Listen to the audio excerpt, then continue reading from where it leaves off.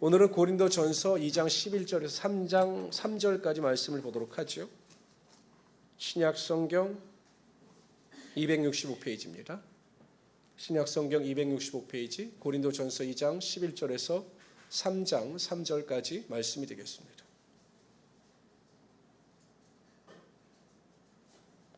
우리 한 절씩 교독합니다. 제가 먼저 11절을 읽겠습니다. 사람의 일을 사람의 속에는 영 외에 누가 알리요? 이와 같이 하나님의 일도 하나님의 영 외에는 아무도 알지 못하느니라. 우리가 세상의 영을 받지 아니하고 오직 하나님으로부터 온 영을 받았으니 이는 우리로 하여금 하나님께서 우리에게 은혜를 주신 것들을 알게 하려 하심이라. 우리가 이것을 말하거니와 사람의 지혜로 가르친 말로 아니하고 오직 성령께서 가르치신 것으로 하니 영적인 일은 영적인 것으로 분별하느니라.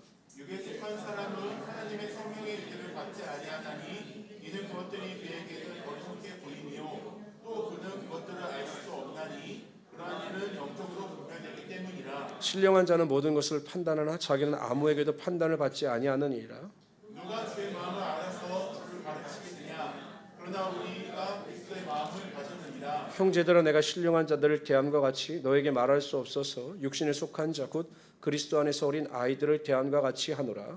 내가 너희를 저주로 먹이고 밖으로 아니하였느니 이는 너희가 감당하지 못하였음이거니와 지금도 못하리라. 우리 3절 다 같이 읽읍시다. 시작. 너희는 아직도 육신에 속한 자로다. 너희 가운데 시기와 분쟁이 있으니 어찌 육신에 속하여 사람을 따라 행함이 아니리요. 아멘. 저는 오늘 읽어드릴 말씀을 가지고 성경에 말씀하시는 세 종류의 사람, 이 같은 제목으로 하나님의 말씀을 증거하도록 하겠습니다. 보통 우리나라 같은 경우는 사람들을 분류할 때 그 사람이 소유하고 있는 재산의 크기에 따라 분류를 합니다. 예를 들어서 정말 재산이 많은 사람들을 상류층이라고 이야기하고 또 보통의 재산을 가지고 있는 사람들을 중산층이라고 이야기합니다. 정말 어려운 분들은 이제 빈곤층이라고 이야기를 하죠. 여러분들 생각하기에 여러분들 중산층입니까? 상류층이십니까? 그냥 말 안 하셔도 제가 다 알고 있으니까 걱정하지 마시고. 근데 요즘에 또 최상류층이 있다고 합니다. 어마어마한 재산을 가지고 있는 사람들 이렇게 분류를 합니다. 뭐 이제 직업을 따라 분류할 때는 뭐 화이트 칼라냐, 뭐 블루 칼라냐 이렇게 분류를 하기도 합니다. 또 학력을 가지고 또 분류할 때는 뭐 박사학위나 뭐 이렇게 고학력자냐, 저학력자냐 이렇게 분류를 하기도 합니다. 근데 저는 인생을 살아보니까 저는 사람을 분류할 때 이렇게 분류합니다. 꼭 필요한 사람이냐, 있으나 마나한 사람이냐, 있어서는 안 될 사람이냐, 저는 이렇게 분류를 합니다. 저는 우리 성도님들이 꼭 필요한 사람들이 되시기를 바랍니다. 물론 가장 행복한 사람은 있으나 없으나 한 사람이기도 하지만 꼭 필요한 사람이 되어야 하는 겁니다. 그러나 이렇게 사람을 분류하는 것은 아무 소용이 없습니다. 과연 성경이 우리를 어떻게 분류하느냐, 또 우리는 그 분류 중에 어디에 속하느냐가 굉장히 중요한 것입니다. 그러니까 우리가 어디에 속해서 신앙생활을 하느냐, 또 어디에 속해서 살아가느냐에 따라 우리의 인생, 신앙의 질이 바뀌기 때문입니다. 또 하나님께서 인정하시는 것이 바뀌기 때문입니다. 오늘 본문에 보면 사도 바울은 사람의 인생을 분류함에 있어 세 가지로 분류를 합니다. 첫째는 육에 속한 사람, 두 번째는 육신에 속한 사람, 세 번째는 신령한 사람입니다. 육에 속한 사람과 신령한 사람은 우리가 어느 정도 이해가 되는데 과연 육신에 속한 사람은 누구일까? 라는 생각을 가질 수도 있습니다. 그래서 오늘은 육에 속한 사람, 육신에 속한 사람, 신령한 사람들은 어떠한 사람인가를 살펴보고 과연 이 설교 말씀을 듣고 나서 여러분들 스스로 나는 어느 부류에 속한 사람인가를 한번 진단해 보시기를 바랍니다. 그리고 제 개인적인 욕심은 우리 모든 성도님들이 항상 신령한 자의 삶을 살아갈 수 있기를 소원합니다. 그러한 자가 되시기를 주님의 이름으로 축원합니다. 첫 번째로요, 육에 속한 사람들을 살펴보도록 하죠. 14절 한번 읽어봅시다. 14절 한번 띄워주세요. 14절, 2장 14절 읽습니다. 시작. 육에 속한 사람은 하나님의 성령의 일들을 받지 아니하나니 이는 또 그는 없나니. 여기서 중요한 것이 무엇이냐면 육에 속한 사람은 하나님의 성령의 일들을 받지 아니한다라고 이야기합니다. 그러니까 육에 속한 사람들은 영의 은혜와 축복을 받을 수가 없다라는 겁니다. 근데 가장 큰 원인이 무엇이냐? 왜 그들이 영적인 은혜와 축복과 기쁨과 만족을 느끼지 못하느냐? 가장 큰 원인은 왜 또 바꾸십니까? 다시 띄워주세요. 네. 그에게는 모든 일들, 이것들이 영적인 일들이 어리석게 보이기 때문에 육에 속한 사람들은 영적인 일을 사모하지 않는다라는 겁니다. 당연하죠. 여러분, 육에 속한 사람들의 가치는 보이는 것입니다. 얻어지는 것입니다. 느껴지는 것입니다. 그것만을 믿고 그것을 인정하고 그것이 인생의 최고라고 생각하며 살아가기 때문에 그들이 생각하기엔 그 영적인 일은 존재하지도 않고 영적인 일에 살아간다라고 하는 것은 너무 어리석어 보이기 때문에 그들은 그것을 인정하지 않는다라는 것입니다. 그래서 여러분, 육에 속한 자들은 영적인 세계를 부정합니다. 제가 복음을 전가하다 보면 가끔 그렇게 말씀하시는 분들도 있어요. 아, 목사님, 하나님을, 정말 하나님이 살아계시다면 하나님을 모셔다가 이 자리에 앉혀서 저에게 보여주시면 제가 하나님을 믿겠습니다. 저에게 그런 능력이 있으면 제가 못하러 여기 있겠습니까, 여러분?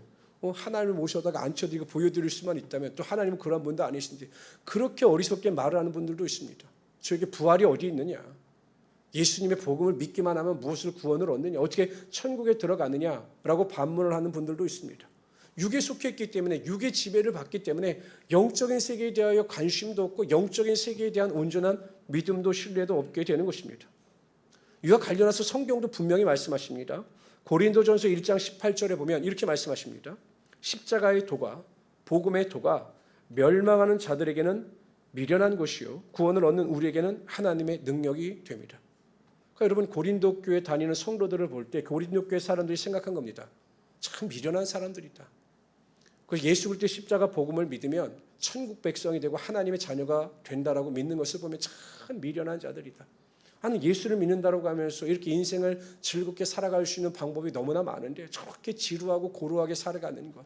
아니, 십자가에 달려 죽은 예수를 믿으면 영생을 얻고 어떤 축복이 있다라고 믿으면서 자신의 생명도 바쳐 순교하는 모습을 볼 때 참 미련해 보였던 겁니다. 이해를 하지 못했던 거죠. 이처럼 여러분, 육에 속한 자들은 영의 세계를 분별하지 못하고 영적인 세계의 가치를 깨닫지 못합니다. 그런데 문제가 무엇입니까? 육에 속한 자들의 문제가 무엇입니까? 누가복음 12장에 보면 부자에 대한 비유가 나옵니다. 이제 넘기셔도 됩니다. 부자에 대한 비유가 나오는데 거기에 보면 한 부자가 있었습니다. 근데 부자는 여러분 참 이상하죠. 우리나라도 보면 부자가 돈을 또 잘 벌어요. 이 사람이 농사를 지었는데 농사가 엄청 잘 됐습니다. 자신의 그 곳간에는 쌓을 수 없을 정도로 엄청난 양의 곡식의 소출을 얻게 된 것입니다. 그것에 만족하지 않고 이렇게 인생의 계획을 세웁니다. 이제는 점점 수확의 양이 많아지니까 내가 창고를 더 곳간을 크게 짓고 거기에다 더 많은 곡식을 쌓자. 이게 사업을 가진 자의 마인드, 비전이죠. 이것을 탓할 사람은 없습니다. 또 그렇게 살아가는 것이 나쁘다라고 단정할 수도 없죠. 그렇게 꿈과 비전이 있는 사람이었습니다. 그리고 나서 그 부자가 이렇게 이야기를 합니다. 뭐라고 이야기하냐면, 내가 여러 쓸모를 많이 쌓아두었으니, 내가 많은 재물을 축적하였으니 이제는 평안히 쉬고 먹고 마시고 즐거워하자. 모든 사람들이 꿈꾸는 인생 아닙니까, 여러분? 여러분 생각해 보세요. 내가 돈이 많으면 은행 통장에다 많은 잔고를 쌓아놓고 지금쯤이면 베트남도 가고 유럽도 가고 여행도 다니고 맛있는 음식 먹고 좋은 곳에 쫓아다니는 것, 이거 모든 사람들이 부러워하는 인생인 것입니다. 그렇게 살자라고 부자가 결단한 겁니다. 근데 하나님께서 그 부자에 대해서 뭐라고 말하느냐? 사람들은 그의 인생을 부러워했지만 하나님께서는 그 부자의 삶에 대해서 뭐라고 이야기하느냐? 이렇게 말씀하십니다. 어리석은 자요, 오늘 밤에 내 영혼을 도로 찾으리니 그러면 내 준비한 것이 누구의 것이 되겠느냐 하셨으니 자기를 위하여 재물을 쌓아두고 하나님께 대하여 부여하지 못한 자가 이와 같으니라. 여러분, 육에 속한 자들이 아무리 많은 성공과 부귀영화를 누린다 할지라도 영혼에 대한 준비가 되어지지 않기 때문에 그러한 사람들은 정말로 어리석은 인생이 될 수밖에 없는 것입니다.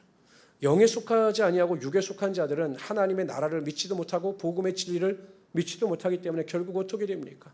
나중에 심판을 받아 지옥에 떨어져서 영혼이 멸망 가운데 고통 가운데 살아갈 수밖에 없는 것입니다. 만일 이러한 진리를 온전히 믿고 하나님의 은혜 가운데 구하기를 원한다면 우리는 끝까지 육에 속한 자가 되지 않기 위하여 믿음의 복음 위에 바로 설 수 있도록 최선을 다해야 하는 것입니다. 한번 여쭤보겠습니다. 여러분은 천국이 있음을 믿으십니까? 이거밖에 안 됩니까? 천국이 있음을 믿으십니까? 이렇게 여쭤보죠. 미국이 있음을 믿으십니까? 미국이 존재하잖아요. 하나님의 나라 천국이 있음을 믿으십니까? 천국은 있어요. 성경을 통해서 증명이 되었고 사도 바울은 자신의 경험을 성경을 통해서 증명하고 있습니다. 하나님의 나라는 존재합니다. 하나님 나라에 우리가 어떻게 들어갑니까? 예수 그리스도의 십자가 보혈의 은혜와 능력 외에는 그 나라에 들어갈 수가 없습니다. 성경이 우리에게 그것을 밝히 말씀하셨고 믿는 자들에게 구원의 은혜와 능력이 임함을 분명히 알려주고 계시는 것입니다. 저는 우리 모든 성도님들이 반드시 그리스도의 복음, 십자가 보혈의 능력을 통해서 구원을 받아 하나님의 자녀가 되고 천국의 소망을 가지고 살아갈 수 있는 육에 속한 자가 아니라 영에 속한 자들이 되시기를 주님의 이름으로 축원합니다. 그런데 문제는 무엇이냐? 저는 솔직히 교회 다니는 성도들 중에 육에 속한 자가 한 사람도 없다라고 말할 수는 없겠더라고요. 우리 성도들 중에도 육에 속한 자가 없다라고 저는 단언할 수는 없습니다. 본인 스스로도 그것을 점검해 보아야 합니다.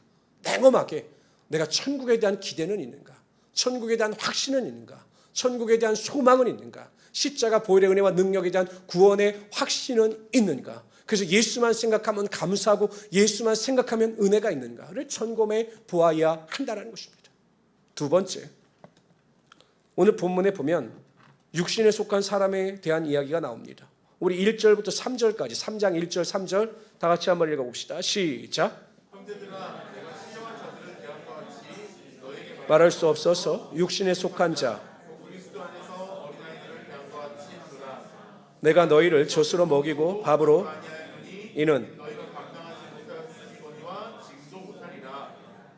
너희는 아직도 육신에 속한 자로다. 너희 가운데 시기와 어찌 육신에 속하여 사람을 따라 행함이 아니리요.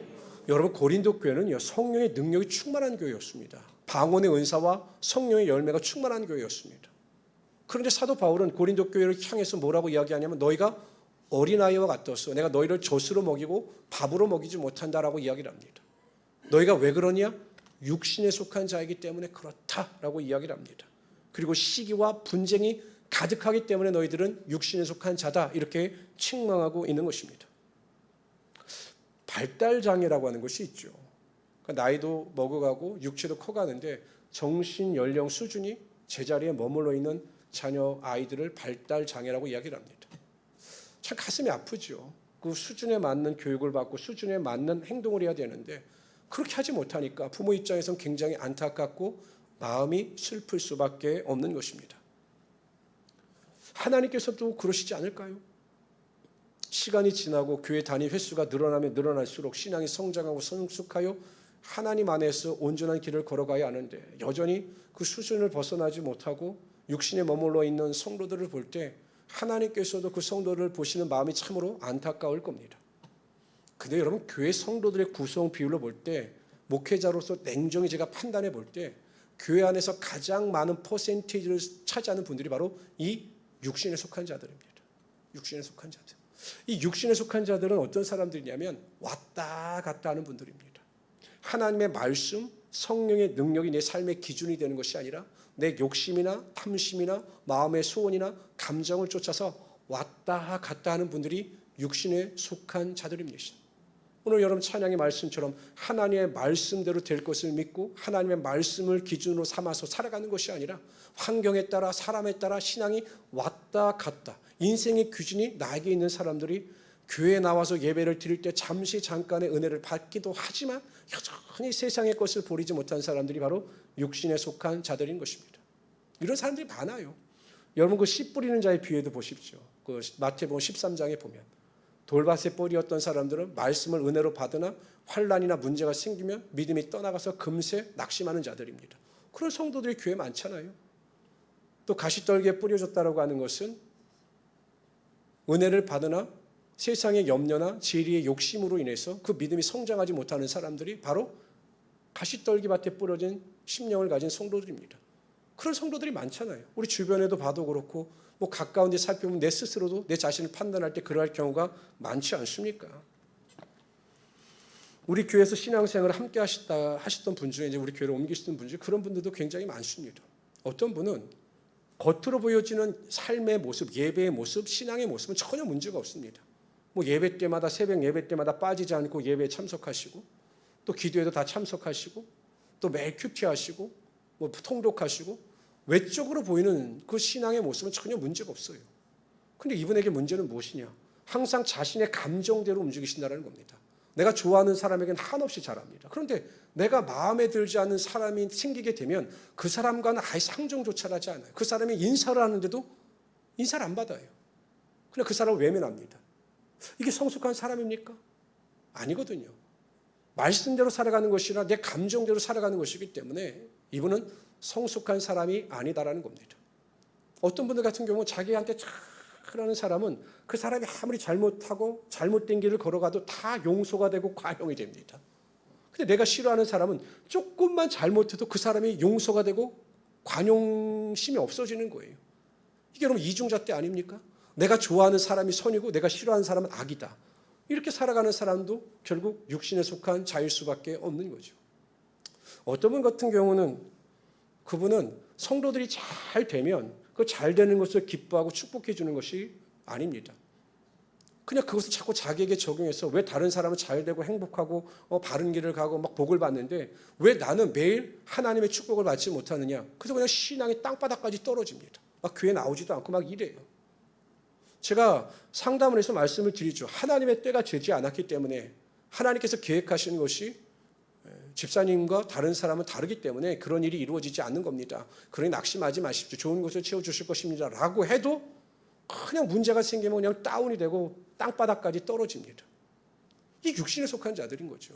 이처럼 육신에 속한 자들은 왔다 갔다 합니다. 좋을 때와 나쁠 때가 분명해집니다. 이것은 성숙하지 못한 육신에 속한 자들의 모습이라는 겁니다. 예배도 마찬가지입니다. 육신에 속한 성도들은 예배를 내가 선택합니다. 내가 선택합니다. 조금만 힘들면 예배를 등한시하고 영과 진리로 드려지는 예배 가운데 자신의 모든 것을 바쳐 예배 드리는 모습을 보일 수가 없어요. 여러분, 예배는 생명의 가치입니다. 예배는 우리가 선택할 수 있는 것이 아니에요. 내가 드리고 싶다고 드리고 드릴 수 없다라고 해서 못 드리는 것이 예배가 아닙니다. 저는 예배에 대한 태도를 보면 그 사람이 영에 속한 사람인지 육에 속한 사람인지를 분명히 알 수가 있는 거죠. 여러분, 그 초대교회 사람들이 얼마나 예배를 드리고 싶었으면 카타콤이라고 하는 지하구를 파고 들어가서 자신의 생명을 걸고 예배를 드렸습니까? 육신에 속한 자들은 예배와 타협하는 겁니다. 드리고 싶을 때 드리고 드리고 싶지 않을 때 드리지 않고 조금만 일만 생기면 핑계대고 교회 나오지 않는 것. 이것이 여러분 하나님께서 기뻐하시지 않는 모습이라는 것입니다. 항상 저는 이 육신에 속한 자들이 한 단계 뛰어넘어 영에 속한 자들의 위치에 이룰 수 있도록 최선을 다하며 살아갈 수 있는 우리 성도들이 되시기를 주님의 이름으로 축원합니다. 로마서 8장 5절 6절 이렇게 말씀하십니다. 육신을 따르는 자는 육신의 일을, 영을 따르는 자는 영의 일을 생각하나니 육신의 생각은 사망이요 영의 생각은 생명과 평안입니다. 결국 여러분 육신을 쫓아 살아가는 성도의 끝은 생명이 아니라 평안이 아니라 멸망이라는 것이에요. 처음에는 여러분 별거 아닌 것 같죠. 육신을 쫓아 살아가는 성도와 영을 쫓아 살아가는 성도의 삶의 차이점이 별거 아닌 것 같죠. 여러분 한번 우리가 줄을 그을 때 처음에는 이 줄의 간격이 좁아 보이지만 끝까지 가면 점점 넓어지는 것처럼 육신의 생각을 쫓아 살아가는 성도들은 성숙의 열매를 맺지 못하기 때문에 결국 멸망과 타락의 길을 걸어갈 수밖에 없다라는 겁니다. 그래서 항상 우리는 내가 육신에 속한 자가 아닌가, 여전히 나는 세상에 대한 관심과 세상에 대한 기대가 많은가를 꼭 점검해 보시고 육신의 길에 돌이켜서 성숙과 신령한 영적인 길을 걸어갈 수 있는 하나님의 귀한 성도들이 되시기를 주님의 이름으로 축원합니다. 세 번째로요, 우리 성도들이 추구해야 되고 우리 성도들이 있어야 할 자리입니다.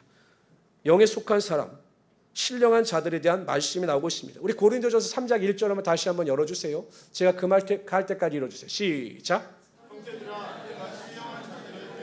그만이요.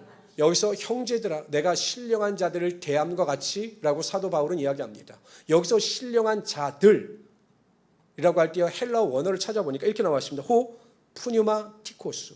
푸뉴마는 영입니다. 보통 성령은 하교스 푸뉴마입니다. 거룩한 영. 그래서 신령한 자들이란 곧 성령의 은혜와 능력으로 충만한 자들이 신령한 자들인 것입니다.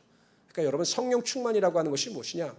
예수 그리스도가 우리 안에 거하심으로 말미암아 사도 바울의 고백처럼 내가 나를 살리신 하나님의 아들 예수 그리스도를 쫓아 살아가는 것처럼 성령 충만이라는 것은 성령께서 나의 생각과 마음을 주장하시고 지배하는 것을 의미하는 것입니다. 뭐 성령 충만하다고 해서 막 길길이 날뛰고 뭐 소리를 높여 찬양하고 이것이 성령 충만이 아니라 조용한 가운데 성령께서 나를 지배하는 삶을 살아가는 것이 신령한 자들이다. 이렇게 사도 바울은 말하고 있는 것입니다. 이러한 신령한 자들의 특징이 있습니다. 신령한 자들의 특징이 있어요. 우리 한번 여기 읽어봅시다. 우리 15절 여기 한번 열어주세요. 2장 15절 2장 15절 성경 말씀이요. 네, 다 같이 읽어봅시다. 시작. 신령한 자는 모든 것을 판단하나 신령한 자는 모든 것을 판단합니다. 신령한 자는 사람일 뿐만 아니라 모든 인간관계뿐만 아니라 모든 삶의 일을 판단합니다. 올바르게 판단할 수 있는 지혜와 능력이 있게 되는 것입니다. 신령한 사람들의 삶에 있어 가장 우선순위는 내 뜻과 내 만족이 아니에요. 여러분 육신에 속한 사람은 내가 원하는 것, 내가 기뻐하는 것, 나에게 유익이 되는 것을 쫓아 삽니다. 하나님의 뜻을 쫓아 사는 것 같지만 결정적인 순간에 내 욕심과 탐심을 쫓아 나갑니다. 이게 육신에 속한 자들이에요. 또 후회하고 돌이키지요. 그러나 여러분 영에 속한 자들, 신령한 자들은 모든 것을 판단하되 신령한 은혜와 능력을 가지고 하나님의 뜻을 분별하고 하나님의 기쁘신 뜻을 쫓아 살아갈 수 있도록 최선을 다한다는 것입니다. 여러분 우리가 직장에서나 사업장에서 무엇을 판단할 때 항상 이 기준이 하나님의 뜻이 되어야 하는 것입니다. 이게 인간적인 눈으로 볼 때는 도저히 판단할 수 없는 거예요. 그러나 하나님의 뜻과 하나님의 기준을 가지고 판단할 때는 이것이 해야 되는 거죠. 제가 목회를 하다 보면 목회자로서 결단할 때가 있고 인간적으로 결단할 때가 있습니다. 인간적으로 결단해야 되고 또한 목회자로서 결단할 때가 있습니다. 성도들의 눈에 보기에는 목사님 왜 저렇게 단호하시지? 라고 말할 수 있을 거예요. 그러나 이것은 하나님의 뜻이기 때문에 때로는 그것이 단호할 수도 있고 또한 사람을 기쁘게 하지 못하지만 하나님을 기쁘시게 할 수 있게 되는 겁니다. 이것이 질서를 세워나가고 하나님의 영광을 누리며 살아갈 수 있게 되는 거죠. 근데 육신에 속해 있는 사람은 계속 자신의 감정대로 자신의 생각대로 그것을 판단하고 결정하고 이것이 마치 하나님의 뜻인 것처럼 걸어가다가 그 뜻이 아니어서 낙심하고 절망할 때가 정말로 많습니다. 항상 여러분 결정하고 선택하고 말을 할 때에도 이게 하나님의 뜻인가 하나님의 음성인가 하나님께서 기뻐하시는 것인가를 잘 판단하셔서 신령한 자답게 하나님께서 기뻐하시는 선택을 하면서 살아갈 수 있는 하나님의 귀한 성도들이 되시기를 주님의 이름으로 축원합니다. 우리 교회의 핵심은 하나님의 뜻이에요. 아시겠습니까? 직장에서나 어디에서나 항상 하나님의 뜻입니다. 우리의 뜻은 중요하지 않아요. 내 뜻은 중요하지 않아요. 자녀를 키워나갈 때도 내 뜻은 중요하지 않아요. 하나님의 뜻이 중요한 것입니다. 내가 자녀에게 바라는 것이 중요한 것이 아니라 하나님이 내 자녀에게 바라는 것이 무엇인가를 잘 판단하고 분별할 수 있어야 하는 것입니다. 두 번째, 신령한 자들은 어떠한 은혜 가운데 살아가느냐. 갈라디아서 6장 1절에 보면 이렇게 말씀하십니다. 형제들아 사람이 만일 무슨 범죄한 일이 드러나거든 신령한 너희는 신령한 우리는 신령한 성도는 온유한 심정으로 그러한 자를 바로잡고 너 자신을 살펴보아 너도 시험을 받을까 두려워하라. 신령한 자는 어떤 사람입니까? 항상 다른 사람을 대할 때 온유함을 가지고 대하는 겁니다. 이게 되지 않아요. 저도 약간 다혈질적이기 때문에 이게 참 힘이 듭니다. 그래서 매일매일 저도 하나님 앞에 구할 때 하나님 모세의 온유함을 저에게 주십시오라고 기도합니다. 항상 우리도 이러한 온유함을 구해야 되는 것입니다. 특히 남성들은 정말 성질대로 살지 않도록 조심해야 합니다. 항상 온유함을 가지고 다른 사람을 바라볼 수 있어야 하는 거죠. 그런데 이것도 우리의 힘과 능으로 되지 않습니다. 스데반 집사를 보십시오. 스데반 집사가 뭘 잘못했습니까? 헬라파 유대인들과 논쟁을 하는데 성령의 지혜를 쫓아 말을 하니 그들이 율법적으로 신학적으로 스데반을 이길 수가 없어요. 거짓부서 고소합니다. 그래서 장로들과 유대 종교 지도자 산헤드린에 끌려갑니다. 말을 하는데 산헤드린 공회도 이 스데반을 이기지를 못하는 겁니다. 그래서 그들은 폭력을 동원합니다. 스데반 집사가 하나님을 모독했다고 그를 돌로 쳐 죽입니다. 그런 위기 가운데 스데반은 뭐라고 이야기합니까? 하나님, 저들의 죄들을 저들에게 돌리지 마옵소서. 어떻게 이게 가능합니까? 나를 죽이려고 하는 원수들을 위해서 어떻게 이것이 기도할 수 있는 것이 가능합니까? 한 가지밖에 없습니다. 성령께서 그의 마음과 생각을 주장하고 계셨기 때문에 그가 신령한 사람이었기 때문에 온유한 마음을 가지고 분노하고 그들에게 화내지 아니하며 그들의 영혼을 위해서 기도할 수 있었던 것입니다. 저는 모든 인간관계 가운데 그 사람을 높이는 유일한 방법은 온유한 것입니다. 아무리 힘들고 어렵고 분노의 일이 다가온다 할지라도 하나님의 온유함을 가지고 항상 하나님 앞에서 낮아짐과 겸손 가운데서 다른 사람들 섬기며 살아갈 수 있는 하나님의 귀한 성도들이 되시기를 주님의 이름으로 축원합니다. 세 번째로요. 신령한 사람들은 어떠한 사람들인가? 베드로전서 2장 5절을 다 같이 읽어봅시다. 읽습니다. 시작. 너희도 산돌같이 신령한 집으로 세워지고 예수 그리스도로 말미암아 하나님이 기쁘게 받으실 신령한 제사를 드릴 거룩한 제사장이 될지니라. 너희도 너희 성도들도 신령한 집으로 세워진다는 겁니다. 그러니까 우리가 신령한 집입니다. 근데 왜 우리가 신령한 집으로 세워지느냐? 하나님께 신령한 제사를 드리고 거룩한 제사장으로 세워지기 위하여 하나님께서 우리에게 신령한 집으로 세우셨다는 겁니다. 그러니까 여러분 신령한 사람은 어떤 사람이냐? 하나님께 온전한 예배를 드리는 자들이 하나님께서 찾으시고 세우시는 하나님의 신령한 자들이 될 수가 있는 겁니다.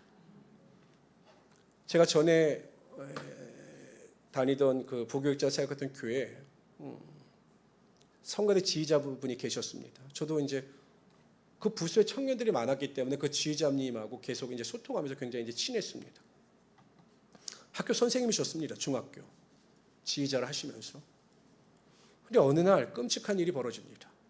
그러니까 이분이 그 형님인가 동생네 네 분들이 여행을 가는데 가족들끼리 같이 여행을 가기로 했다가 본인은 바쁜 일로 가지 못하게 되었습니다. 그래서 자신의 자녀들만 그 형님 네 가족들과 함께 여행을 보냈죠. 근데 계곡으로 여행을 갔는데 그 아들이 물에 빠져 죽은 겁니다. 그것도 형님들의 자녀들은 무사한데 자기 아들만 물에 빠져 죽은 거예요. 제가 그 소식을 듣고 너무 깜짝 놀랐습니다. 저는 그럴 때마다 항상 하나님께 던지는 질문이 있습니다. 왜? 하나님 왜 그러셨습니까? 하나님께서 그분을 통해서 원하시는 것이 무엇입니까? 자꾸 왜라는 질문을 던졌습니다. 근데 답이 없으셔요. 저는 도저히 그 문제에 대해서 어떻게 하나님께서 원하시는 것이 무엇인지 답을 얻을 수가 없더라고요. 그래서 그분의 장례식도 안 갔습니다. 못 갔어요. 왜? 무슨 말을 어떻게 해야 될지 모르겠더라고요. 이제 토요일 날 발인 예배가 끝났습니다. 근데 제가 깜짝 놀랐습니다. 제가 교육자실에 앉아서 예배를 드리는데 그분이 9시 성가대 지휘자였는데 성가대 지휘를 하고 계신 거예요. 아니 토요일 날 발인을 했는데 우리 같았으면 어떻게 했어요? 제가 목사라도 그분에게 그렇게 이야기를 했을 겁니다. 그냥 이번 주일은 쉬십시오. 좀 위로를 받으시고 좀 쉬십시오. 목사라도 그렇게 이야기를 했을 텐데 이분이 그 9시 예배에서 지휘를 하고 계신 거예요. 그냥 평상시와 똑같이 하나님을 섬기고 예배하듯이 똑같은 예배자로서 지휘자로서 그 자리에 서고서 지휘를 하고 계신 겁니다. 큰 감동을 받았습니다. 야, 성도들 중에는 목회자인 나도 범접할 수 없는 신앙을 수여한 분들도 계시구나 라는 생각을 하였습니다. 하나님께서 얼마나 감동하셨을까? 하나님께서 그분의 그 예배를 얼마나 기쁘게 받아주셨을까? 그의 헌신과 수고를 얼마나 기쁘게 받아주셨을까라는 생각을 하게 되었습니다. 성도 여러분, 비록 우리가 그 자리까지는 아직 이르지 못했다 할지라도 우리도 그 정도는 꿈꿔야 되지 않겠습니까? 나의 삶의 형편이나 조건에 따라 우리가 왔다 갔다 하는 것이 아니라 예배를 받으실 하나님 앞에 우리의 삶의 형편이 어떤지 간에 온전히 예배 드릴 수 있는 믿음이 있다면 항상 사모하는 마음을 가지고 그 자리에 앉아서 예배를 드리며 영광과 찬양과 존귀를 돌릴 수만 있다면 이러한 성도들이 하나님께서 인정하시는 하나님의 신령한 자들이 될 수가 있는 것입니다. 제가 솔직히 어른들에는 너무 좀 관대해진 것 같아요. 관대해진 것 같아요. 제가 청년 사역할 때 청년들에게 그런 말을 했습니다. 순교하더라도 아프더라도 예배당에 와서 순교하라고. 감사합니다. 그냥 아프더라도 그냥 교회 나와서 아프라고. 그때는 청년들의 야성을 강조했는데 요즘에는 우리 성도들의 형편을 너무 봐드려요. 전화해서 목사님 쉬셔야지요. 아닌 것 같아요. 아닌 것 같아요. 저는 행복한 우리 순복음교회 성도들은 아프더라도 교회 나와서 순교 하시기를 바랍니다.